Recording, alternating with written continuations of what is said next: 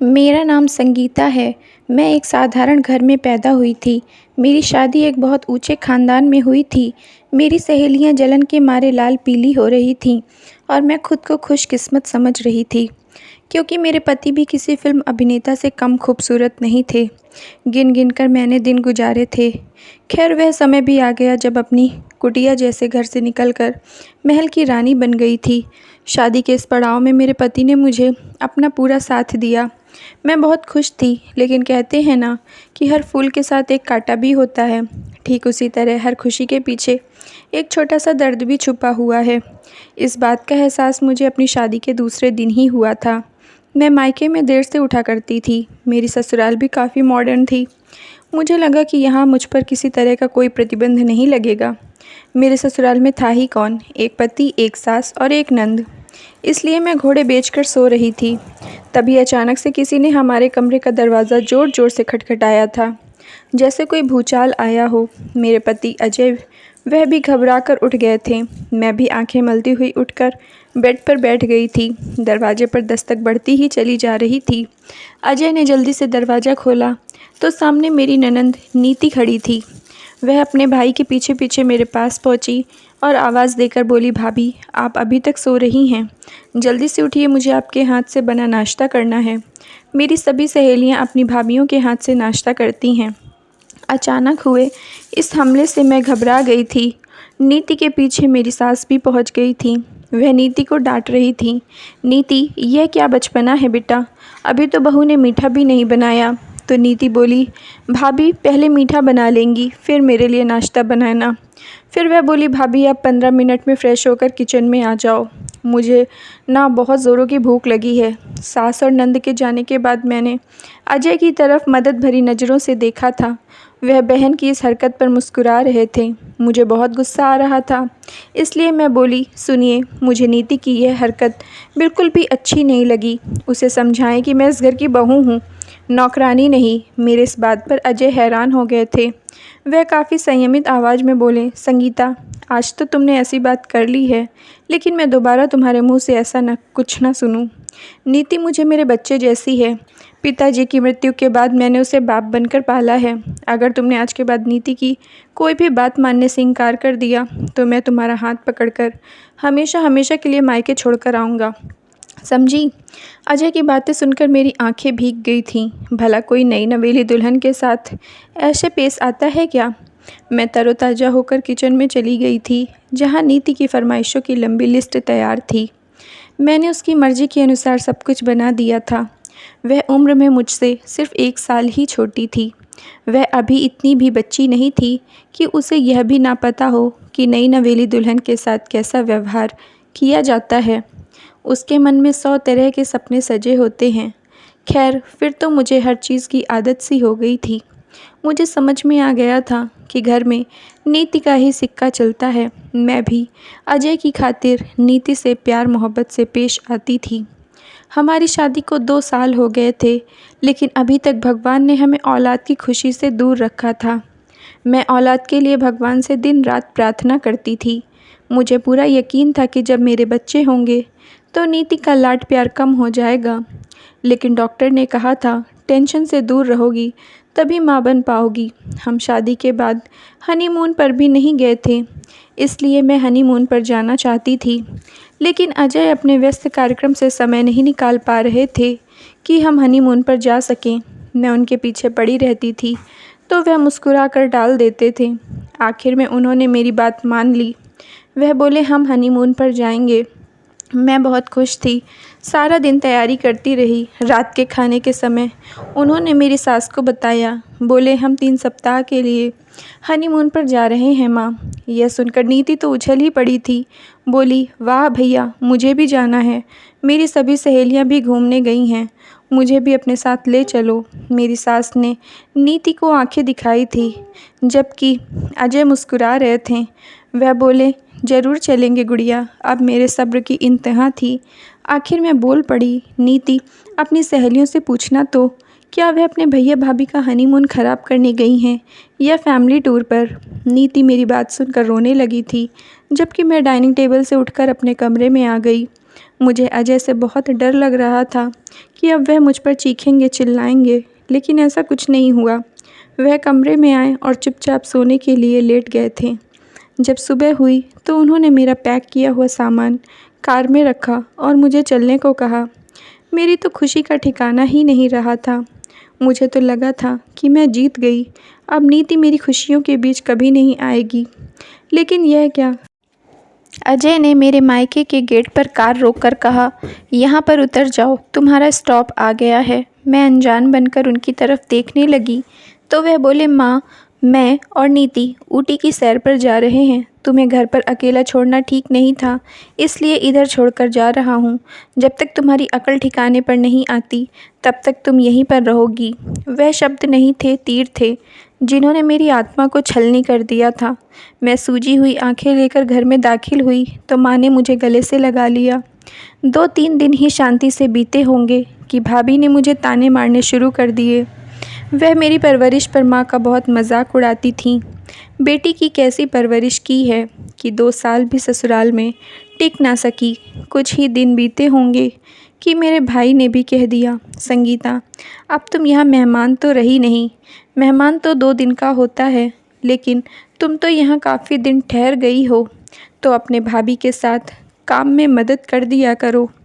मुझे उन सब का बर्ताव बहुत दुख दे रहा था। 2 वक्त की रोटी के लिए भी मुझे मजदूरी करनी पड़ रही थी। हमारे रिश्तेदार भी घर आकर 100-100 बातें सुनाकर चले जाते कि संगीता का तो अपने ससुराल में दिल ही नहीं लगता, पता नहीं क्या चक्कर है। उनकी इन बातों से तंग आकर मैं 2 महीने बाद अपना सामान उठाकर ससुराल चली आई। मेरी सास ने मेरा ज़ोरों से स्वागत किया था, जबकि नीति मुझे वहाँ देखकर परेशान हो गई। वह बोली, भाभी, आपने तो बिना वजह आने की तकलीफ़ की है। मैं तो भैया के लिए दुल्हन ढूंढ रही हूँ। उसकी बात सुनकर मेरा दिल दहल गया था, क्योंकि होना तो वही था जो नीति कहती। लेकिन मेरी सास ने नीति को कड़ी आवाज़ से चुप करवा दिया। जब अजय ऑफिस से वापस आए तो मुझे देखकर बिल्कुल भी खुश नहीं हुए थे। मेरी इज्जत 2 कौड़ी की भी नहीं रह गई थी।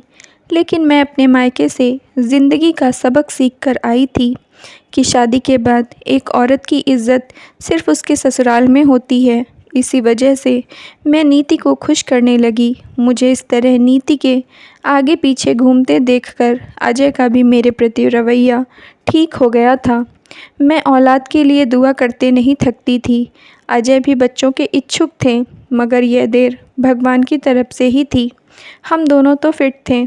उधर नीति मुझे तकलीफ़ देने की हर संभव कोशिश करती थी, लेकिन मैंने देखा था कि आजकल उसका मूड कुछ अलग ही था।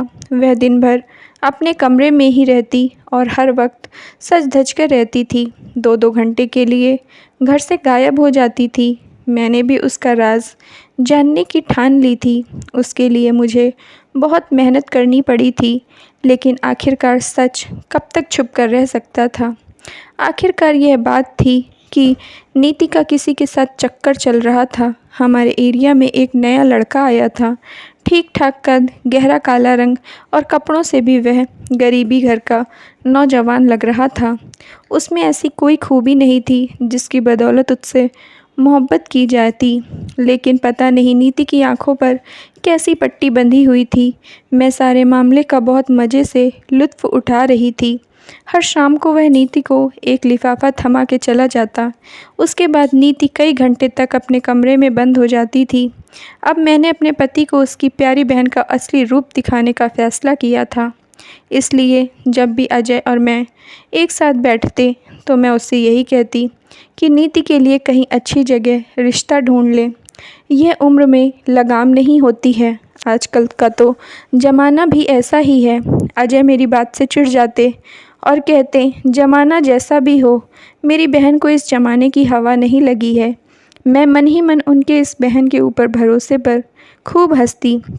अब मैं पूरी तरह से नीति की जासूसी कर रही थी।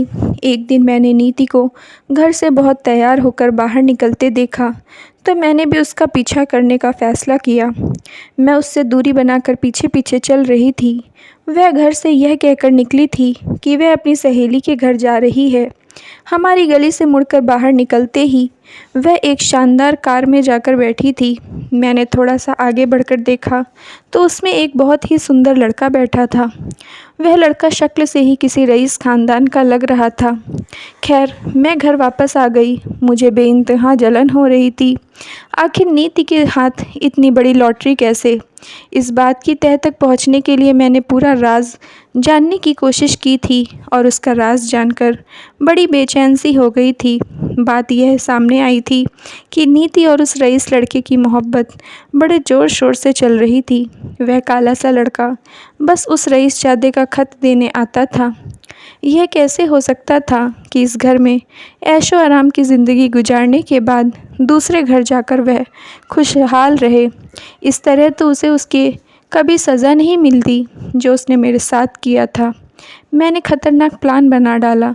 इस प्लान के आगे या तो मेरे लिए जन्नत थी या फिर जहन्नुम। मैंने अजय से कहा कि मैंने नीति को खुद अपनी आंखों से किसी लड़के के साथ जाते हुए देखा है। मेरी बात सुनकर उन्होंने बहुत हंगामा किया था, मुझे बुरा भला कहा, लेकिन मैंने हार नहीं मानी थी। मैं हर रोज़ थोड़ा थोड़ा जहर अजय के कानों में डालती गई। एक दिन वह रईस लड़का नीति से मिलने के बाद गली में उसे छोड़ने के लिए आया। फिर दोनों कार का गेट पकड़कर बातें करने लगे थे। तभी मैंने अजय को फ़ोन करके घर बुला लिया था और मैं उनको अपने साथ छत पर लेकर गई। तब तक वह रईस लड़का जा चुका था। वह सांवले रंग वाले लड़के के साथ नज़र आई। मैंने अजय को कहा, आप गेट के पीछे छुपकर हमारी बात सुनो। उनका रंग तो गुस्से से लाल हो रहा था। वह मेरे पीछे चले आए थे। नीति जैसे ही घर में दाखिल हुई तो मैंने उसे गुस्सा दिलाने के लिए कहा, नीति, मैंने देख लिया है कि तुम कहाँ से आ रही हो। तुम्हें ज़रा भी शर्म नहीं आई। तुमने तो अपने भाई के चेहरे पर कालिख पोत दी है। वह हमेशा की तरह मुझ पर रोब झाड़ते हुए बोली, हाँ, मिलकर आई हूँ। उस लड़के से मेरा चक्कर चल रहा है। इसी तरह मैं उस लड़के से रोज़ मिलने जाती हूँ। वह भी सबकी आंखों में धूल झोंक कर जान लिया सब कुछ आपने। खुश, लेकिन यह सब जानकर भी आपको कोई फ़ायदा नहीं होने वाला, क्योंकि आपकी बातों पर कोई यकीन नहीं करेगा। भाई को बता देगी तो वह आपको तलाक देकर घर से निकाल देंगे, मगर मुझ पर शक नहीं करेंगे, क्योंकि वह मुझ पर आंख मूंद कर विश्वास करते हैं। नीति की बातें सुनकर अजय गेट के पीछे से निकल आए। उन्होंने थप्पड़ मारकर नीति का चेहरा लाल कर दिया था। मेरी सास भागकर अपनी बेटी को बचाने आई थी। अजय बोले, अंधा भरोसा करता हूँ, मगर अंधा नहीं हूँ। अगर आज पिताजी जिंदा होते तो वह अपने हाथों से तुम्हें मार देते, लेकिन मैं तुम्हारी जान बख्श रहा हूँ। फिर तो सब कुछ एक झटके में ही हुआ था। अजय ने पंडित जी को बुलाया और उसके सामने लड़के ने हमारे घर आकर वही सब कहा था जो मैं उसे सिखाकर आई थी। उस दिन से लगभग 4 दिन पहले मैं उस सांवले लड़के के घर गई थी। वह बहुत ही गरीब था। उसे अपनी माँ के इलाज के लिए 50,000 रुपये की ज़रूरत थी। चाहे तो वह उस रईस लड़के से मांग सकता था, लेकिन वह उसके पिताजी के पास नौकरी करता था और मैंने इसी बात का फ़ायदा उठाते हुए उसे 1 लाख रुपए देकर ख़रीद लिया था। इस तरह उसने वह सब कुछ कह दिया जो मैं उसके मुंह से उगलवाना चाहती थी, और अब पंडित जी उन दोनों की शादी करवा रहे थे। मैं यह सब ड्रामा, जिसकी मैं डायरेक्टर थी, बड़ी खुशी से देख रही थी। नीति हाथ जोड़कर कह रही थी, भैया मेरी बात सुने, मैं दूसरे लड़के से मोहब्बत करती हूँ। अजय को तो इस बात पर और भी गुस्सा आ गया था कि उनकी बहन कितने लड़कों को जानती है। मेरी सास ने रो रो कर घर में अलग कोहराम मचा दिया था। चलो, मेरे मन की इच्छा तो पूरी हो गई और नीति का बुरा साया मेरी ज़िंदगी से हमेशा हमेशा के लिए हट गया था। मुझे उसका अंजाम सोच सोच कर हंसी आ रही थी। उसने शादी के बाद मेरे साथ बहुत बुरा किया था। अब उसके साथ बुरा हो रहा था। वह तो लोगों के घर बर्तन मांज मांज कर पेट भरती होगी। नीति की इस घटना के बाद मेरी सास पूरी तरह से टूट गई थी और मैं शेरनी बन गई थी। अपने सास से पूरे घर के काम करवाने लगी थी। इन्हीं दिनों में भगवान ने मुझे औलाद की पहली खुशी दी। मैं माँ बनने वाली हुई तो अजय के दिल से बहन का गम निकल गया। अब तो मैं उनकी लाडली बीवी बन चुकी थी। हर चीज़ मेरे हुक्म पर होने लगी थी। यही सब तो मैं चाहती थी। नीति ने बिना वजह मेरा कीमती समय बर्बाद कर दिया था। खैर, अब तो घर के बर्तन तक मैं अपनी सास से धुलवाती थी। देखते देखते मेरे 8 महीने पूरे हो चुके थे। अब यह मेरे आराम के दिन थे, लेकिन मेरी सास ने तो एक अजीब नाटक शुरू कर दिया था। कभी उन्हें चक्कर आ रहे होते तो कभी उन्हें उल्टी होने लगती थी। वह पूरा दिन परेशान रहने लगी थी। अब तो उनका बेटा भी उनकी सेवा में लगा रहता था। मेरी भी हालत ऐसी हो गई थी कि कोई काम नहीं कर पाती थी। अब मेरी सास तो पूरी तरह से बेड पर आराम करती रहती। मैं सोचती थी कि वह यह सब नाटक कर रही हैं। डिलीवरी के पास आने पर मैंने अजय से कहा, अपने माँ के घर जाने की इजाज़त मांगी, तो कुछ सोचने के बाद मेरे पति ने मुझे परमिशन दे दी। मैं आराम करने के लिए अपनी माँ के घर पहुँच गई थी। दुनिया में केवल माता ही निस्वार्थ भाव से प्यार करती है। मेरी माँ ने दिल से मेरा स्वागत किया। वह तो मुझे बेड से उतरकर पानी तक नहीं पीने देती थी। कुछ दिनों तक तो मेरी भाभी भी मुझे बिठाकर खाना खिलाती थी, लेकिन वह अब बहाने बनाकर मुझे काम करने को कहती थी। एक दिन मेरे हाथ में झाड़ू पकड़ाकर बोली कि घर में झाड़ू पोछा कर दो, इससे तुम्हारी डिलीवरी आसान हो जाएगी। मैंने शिकायत भरी नज़रों से माँ की तरफ देखा तो वह मुझे बहुत बेबस नज़र आई थी। मैंने बड़े गुस्से से झाड़ू पकड़ ली और इधर उधर ज़ोर ज़ोर से मारने लगी। तभी ना जाने किस बुरे समय में मेरा पैर मुड़ गया और मैं सीढ़ियों से गिर गई। मुझे कुछ होश ही नहीं रहा था। मुझे कुछ भी मालूम नहीं पड़ा कि कब मुझे डॉक्टर के पास लेकर गए और कब मेरा इलाज शुरू हुआ। कई घंटे की बेहोशी के बाद मुझे होश आया तो मुझे बहुत हल्का फुल्का सा महसूस हो रहा था, जैसे मेरे शरीर से एक हिस्सा अलग हो गया हो। मैंने जल्दी से अपने पेट की तरफ देखा तो मैं समझ गई। मैं खुशी से अपनी माँ को आवाज़ लगाई और कहा, माँ, मेरा बच्चा कहाँ है? बेटा हुआ है या बेटी? मेरी बातें सुनकर मेरी माँ रोने लगी। उनके रोने से मैं डर गई। मैं चीख चीख कर नर्सों से अपने बच्चे के बारे में पूछने लगी थी। तब मुझे लेडी डॉक्टर ने बताया, भगवान ने आपको बेटा दिया था, मगर हम उस बच्चे को बचा नहीं पाए। अब तो शायद आप कभी भी माँ नहीं बन पाएंगी। मैं छटपटा रही थी और ज़ोर ज़ोर से रोने लगी थी। इसलिए उन्होंने मुझे आराम का इंजेक्शन लगा दिया। फिर यह होता कि जैसे ही मुझे होश आता मैं चीखने लगती। फिर मुझे दोबारा नींद का इंजेक्शन लगा दिया जाता। 3 दिन बीते होंगे जब मैं होश में आई तो सास की आवाज़ सुनाई दी, तो किसी को बेटा होने पर बधाई दे रही थी। मैं यूं ही आंखें बंद करके लेटी हुई थी, तभी मुझे नीति की आवाज़ सुनाई दी तो मैंने तुरंत अपनी आंखें खोल दी। मैंने देखा नीति का बेड मेरे बेड से एक बेड की दूरी पर पड़ा था। वह एकदम खुशी से अपने बच्चे को गोद में लेकर चूम रही थी। मेरी सास उन दोनों को देखकर बहुत खुश हो रही थी। वहाँ अपने सास को देखकर मुझे समझ आ गया था कि वह भी हमारी आंखों में धूल झोंक रही थी।